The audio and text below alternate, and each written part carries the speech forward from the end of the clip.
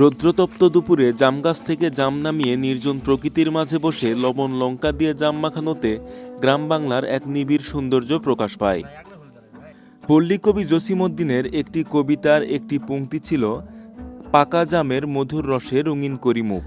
আমরা সেই পাকা জামগুলোই নিয়ে বসেছি। কলার পাতায় রাখা পাকা জামগুলো পাতিলের ভিতরে নিয়ে কচলিয়ে কচলিয়ে মাখাচ্ছেন আমাদের বিখ্যাত ভোজন প্রস্তুতকারক মাহাবুর সাহেব। সবশেষে জাম মাখানোর পর এর স্বাদ বৃদ্ধির জন্য আমরা কিছু চিনি মিশিয়ে দিচ্ছি।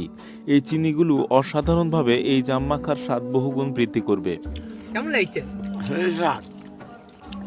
খুব সুস্বাদু জাম মাখা। ভিটামিন সি জাতীয় প্রোটিন আছে।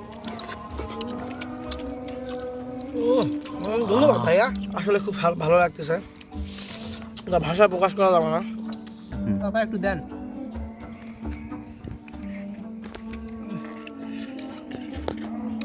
খুব সুস্বাদু জাম, খেতে খুবই সুস্বাদু। জাম ভিটামিন সি এবং রক্তের জন্য খুব উপকারিতা। এরপর কথা বলে একেবারে তোং নামা দম বললাম তোমাকে আমি দাম দেওয়া করছি, এটা না হলে না পরে না, এটা পরে না, কি আছে